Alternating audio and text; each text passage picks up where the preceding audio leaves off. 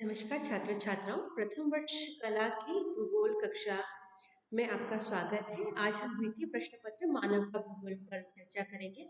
पहली कक्षा में हमने मानव भूगोल की परिभाषा और थोड़ा विशेष क्षेत्र पर चर्चा की थी।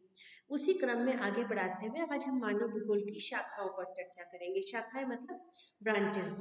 अब यहाँ पर हम ये बताना चाहेंगे कि जैसा मैंने आपको बताया था कि मनुष्य और मनुष्य से संबंधित जो कुछ भी पृथ्वी पर हुआ है वो सभी मानव भूगोल का विशेष क्षेत्र है। यानी जो सांस्कृतिक भूदृश्य हमें अपने आसपास दिखता है, जो मनुष्य द्वारा बनाया गया है, वह सांस्कृतिक भूदृश्य और मानव की सारी क्रियाएं, जो भी मानव अपनी क्रियाएं करता है, वो सभी मानव भूगोल का अंग है। ऐसी स्थिति में आप जानते हैं कि मानव का जो क्षेत्र है, जो उसकी क्रियाएं हैं, वो विविध रूपी है, बहुत ही फैली हुई और विस्तृत है, और मानव कई सारी गतिविधियों में संलग्न रहता है। इसलिए किसी एक बिंदु के अंतर्गत उन सबका अध्ययन कर पाना संभव नहीं होता है। तो ऐसी स्थिति में मानव भूगोल की बहुत सारी शाखाएं, जैसा कि पिछले पहले आपको ये दिख रही हैं, आपको मैंने लिखी है शाखाएं, जिनको हम एक एक करके चर्चा करेंगे। कई सारी मानव भूगोल को शाखाओं में बांटा गया, और शाखाओं में बांटकर अलग अलग शाखा में मानव की गतिविधियों का, उसके क्षेत्रीय वितरण का और प्रकृति के साथ उसके संबंधों का अध्ययन किया जाता है। हम प्रकृति को पीछे नहीं छोड़ सकते। अगर हम मानव भूगोल की चर्चा कर रहे हैं तो भी हम प्रकृति को अपने साथ ही लेकर चलते हैं। यानी एक हाथ में प्राकृतिक तत्व और दूसरे हाथ में मानवीय तत्व, और दोनों को साथ मिलाकर, दोनों को एक अंगीकार करके ही हम उनकी चर्चा करते हैं। तो अब हम जब मानव भूगोल के बारे में बात करते हैं, क्योंकि मानव ने इतना कुछ क्रिएट कर दिया है, इतना कुछ बना दिया है, इतना कुछ बढ़ा दिया है कि हम उसको क्रमबद्ध रूप से, एक एक क्रम करके, एक एक क्रमिक रूप से उसकी चर्चा करेंगे। थोड़ा-सा मैं आपको ये भी बताना चाहूँगी कि हम भूगोल में जब अध्ययन करते हैं तो हम 2 तरह की प्रणालियाँ यूज़ करते हैं। पहली क्रमबद्ध और दूसरी प्रादेशिक। क्रमबद्ध में हम विषय को उपविषयों में बाँटकर, उपविषयों को और विषयों में बाँटकर फिर उसका एक क्रमवार रूप से चर्चा करते हैं। और प्रादेशिक के अंदर हम उस विषय को किसी प्रदेश विशेष के अंदर चर्चा करते हैं। यानी अगर आप अधिवास की चर्चा करना चाहें, या हम एक सामान्य सी चीज़ ले लें, अगर आप उद्योगों की चर्चा करना चाहें, तो उद्योगों की चर्चा, अब उद्योग तो बहुत सारे हो गए, लघु उद्योग, बृहद उद्योग, कुटीर उद्योग, बहुत सारे उद्योग हो सकते हैं। तो अगर आप उद्योगों की चर्चा कर रहे हो तो पहले आपको उद्योगों को बांटना पड़ेगा। फिर आप किस उद्योग के बारे में बात कर रहे हो, अब मान लीजिए कि आप बृहद उद्योगों के बारे में बात कर रहे हो, तो आप बृहद उद्योगों की चर्चा करोगे। तो क्रमिक रूप से भाई क्या क्या चीजें चाहिए इस बृहद उद्योग को लगने के लिए, कहाँ क्या क्या अवेलेबल है, कहाँ क्या क्या अवेलेबल नहीं है, इसके लिए क्या अच्छा है, क्या बुरा है, इसकी हम एक विस्तृत चर्चा अगर करेंगे तो वो क्रमबद्ध चर्चा कहलाएगी। और मान लीजिए अगर आपको किसी औद्योगिक प्रदेश का अध्ययन करने को कहा जाए, औद्योगिक प्रदेश मतलब एक ऐसा क्षेत्र जहाँ बहुत सारे उद्योग लगे हुए हैं, तो हम सिर्फ उसी की चर्चा करेंगे। यानी वहाँ जितने भी उद्योग लगे हुए हैं, वो बड़े हो, छोटे हो, कुटीर हो, मध्यम हो, सारे उद्योगों को एक साथ लेकर फिर वहाँ पर क्या है, क्या नहीं है, प्रकृति ने क्या दिया है, मनुष्य ने क्या किया है, उस सारे का वितरण का अध्ययन हम कर लेंगे। ये तरीका प्रादेशिक हो जाएगा। प्रदेश मतलब धरती का वो एक छोटा सा भाग जिसमें किसी भी प्रकार की समानता हो और वो अपने आसपास वाले जगहों से किसी भी प्रकार से अलग हो, तो वो एक प्रदेश कहलाता है। यानी उसमें कोई होमोजेनिटी होनी चाहिए, कोई समानता होनी चाहिए, और अपने आसपास वाले क्षेत्र से उसमें कोई सारी भिन्नता होनी चाहिए, तो वो एक प्रदेश कहलाता है। तो अगर हम प्रदेशवार करके, यानी टुकड़ों में बांट के पृथ्वी को और किसी चीज का अध्ययन करते हैं, तो वो प्रादेशिक अध्ययन कहलाता है। और अगर हम किसी बिंदु का क्रमिक रूप से, यानी पूरे विश्व के संदर्भ में सामान्य तरीके से अगर हम उसका अध्ययन करते हैं, तो वो क्रमबद्ध अध्ययन कहलाता है। तो इस तरह से हम अगर चर्चा करेंगे तो हम 2 तरीके से चर्चा करते हैं। तो सबसे पहले हम क्रमबद्ध जो हमने शाखाएं बनाई है उसकी चर्चा कर लेते हैं। तो आर्थिक भूगोल, मानव भूगोल की जो सबसे पहली शाखा है वो सामाजिक भूगोल, यानी मनुष्य एक सामाजिक प्राणी है और एक समाज बनाकर अपनी सामाजिक व्यवस्थाएं, यानी रीति रिवाज, शादी, रिश्तेदारी, नाता, बहुत सारे जैसे सामाजिक जो भी चीजें होती है किसी समाज से संबंधित, जो सामाजिक उसके आयाम है मनुष्य के, उस सामाजिक आयामों की चर्चा करते हैं। उसमें जाति, प्रजातियां, जनजातियां सभी कुछ सम्मिलित हो जाती है। तो मनुष्य की सामाजिक पक्ष की जहाँ अध्ययन किया जाता है वो सामाजिक भूगोल कहलाता है। और अब मैं यहाँ आपको एक विषय और साथ में चलाती जाऊंगी, और वो है भूगोल का दूसरे सामाजिक विज्ञानों से संबंध। तो मानव भूगोल सामाजिक विज्ञान की जब चर्चा करता है, या सामाजिक भूगोल की जब चर्चा करता है, तो यही काम समाजशास्त्र भी करता है। आप जानते हैं समाजशास्त्र एक विषय है जो मनुष्य की समाज की और मनुष्य को एक सामाजिक प्राणी रूप मानकर उसकी अध्ययन करता है। तो सामाजिक भूगोल के अंदर जो बिंदु अध्ययन किए जाते हैं वो कई सारे समाजशास्त्र में भी अध्ययन किए जाते हैं। दोनों का विषय क्षेत्र बहुत कुछ मिलता जुलता है। मगर यहाँ हम जब समाज का अध्ययन करते हैं तो उसको धरातल से जोड़कर यानी प्रकृति से जोड़कर उसका अध्ययन करते हैं, यानी प्रकृति तत्वों का समाज पर असर और समाज का उन प्रकृति तत्वों पर असर, इनकी चर्चा करते हैं। मगर समाज शास्त्र जब अध्ययन करता है तो सिर्फ मनुष्य को एक प्राणी मानकर, उसको एक सामाजिक प्राणी मानकर ही उसकी चर्चा करता है। उसके आसपास के प्राकृतिक वातावरण की चर्चा वो नहीं करता है। जैसे एक बहुत सामान्य सी बात बता दें,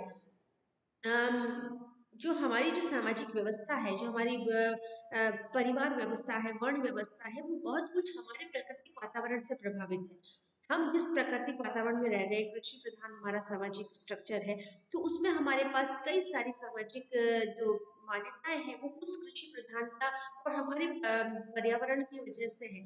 कई दूसरे देशों में अगर आप जाएंगे तो आपको ऐसी सामाजिक व्यवस्था देखने को नहीं मिलेगी। है तो वो भी मनुष्य, हमारी तरह ही मनुष्य, पर क्यों उनके सामाजिक नियम हमारे सामाजिक नियमों से अलग है? क्योंकि उनकी सामाजिकता हमारी सामाजिकता से अलग है, क्योंकि हर का जो समाज है वो उस पर्यावरण द्वारा निर्धारित होता है। अगर कोई रेगिस्तान में रहता है तो उसके सामाजिक नियम अलग प्रकार के होते हैं, अगर कोई जंगल में रहता है तो उसके सामाजिक नियम अलग होंगे, और हमारे जैसे कृषि प्रधान और मैदानों में बसने वाले लोगों के सामाजिक नियम अलग प्रकार के होते हैं। मतलब प्रकृति सीधे समाजों के नियमों का निर्धारण करती है। तो बहुत सारा सामाजिकता हमारे पर्यावरण से प्रभावित, और जैसे आप एक बहुत ही सीधा सा एग्जाम्पल लेंगे, हमारे यहाँ कहते हैं देव सो गए, शादियां नहीं हो सकती। क्यों नहीं हो सकती शादियां? देव कैसे सो गए? देवता तो नहीं सोते हैं। मगर ये हमारे तरीका है।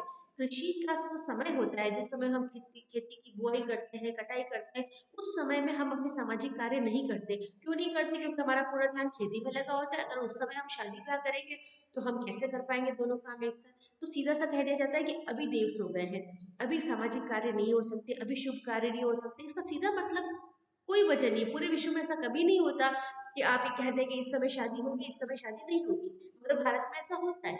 क्यों होता है? क्योंकि भारत एक कृषि प्रधान देश है, और हमारी जो कृषि का जो समय है वो इतना टाइट होता है कि उस समय हम और कोई काम नहीं कर सकते। तो हमने सामाजिक रूप से, ये धार्मिक तरीके से डिसाइड करता कि इस समय हम अपने सामाजिक कार्य नहीं करेंगे। हम अपने सामाजिक कार्य उन समय में करेंगे जो या खेती का समय नहीं है, यानी जिस समय खेती समाप्त हो जाती है। हमारे सारे त्योहार, जो हमारे जो रीति रिवाज है, वो इस सारे हमारे उनसे जुड़े हुए हैं। हम किसी जगह तिल चढ़ाते हैं, कहीं नारियल चढ़ाते हैं, कहीं हम गेहूं की बालियां चढ़ाते हैं। क्यों चढ़ा रहे हैं? ये सब क्या हो रहा है? ये सब हमारे उपज से संबंधित है, हमारी फसलों की कटने और बोने से संबंधित है। तो इस तरह से मानव की सामाजिकता प्रकृति से निर्धारित होती है। इसके बाद एक दूसरा बहुत बड़ा भाग है मानव भूगोल का, आर्थिक भूगोल, जिसे लोग कई प्रकार से अलग ही भूगोल कह देते हैं कि आर्थिक भूगोल अपने आप में एक भूगोल है। क्योंकि मनुष्य मनुष्य जो प्राणी है, वो अपनी जीविका के लिए कोई ना कोई प्रकार की आर्थिक गतिविधि करता है। आर्थिक गतिविधि का मतलब होता है ऐसा काम जिससे उसको अपना पैसा मिले, अनाज मिले, खाना मिले, कपड़ा मिले, रहने के लिए सुविधा मिले, तो वो उसकी आर्थिक गतिविधि होती है। यानी मनुष्य जो भी कार्य करता है जिससे उसको कुछ आर्थिक लाभ होता है, किसी भी प्रकार का जीविकोपार्जन का साधन प्राप्त होता है, तो वो उसकी आर्थिक गतिविधि कहलाती है। और मनुष्य जो आर्थिक गतिविधि कहते हैं उसको हम आगे जाके और चर्चा करेंगे आर्थिक गतिविधियों की। तो आर्थिक गतिविधियां इतनी फैली हुई है मनुष्य की कि उसको एक ही साथ अध्ययन कर पाना मुश्किल है। तो इसलिए उसको फिर 4-5 बिंदुओं में बांटा गया। आर्थिक भूगोल को कृषि भूगोल, औद्योगिक भूगोल, वाणिज्य भूगोल, परिवहन भूगोल, संसाधन भूगोल, इन 5 बिंदुओं में बांटा गया। कृषि कार्य जो भी किए जा रहे हैं उनका वितरण, उनका प्रकृति पर प्रभाव या प्रकृति का उन पर प्रभाव कृषि भूगोल के अंतर्गत पढ़ा जाता है। औद्योग धंधों को औद्योगिक भूगोल में पढ़ा जाता है। वाणिज्य वाणिज्य मतलब व्यापार, व्यापार की जो गतिविधियां होती है, यानी आयात निर्यात, लेन देन, इन सारी गतिविधियों को वाणिज्यिक भूगोल के अंतर्गत पढ़ा जाता है।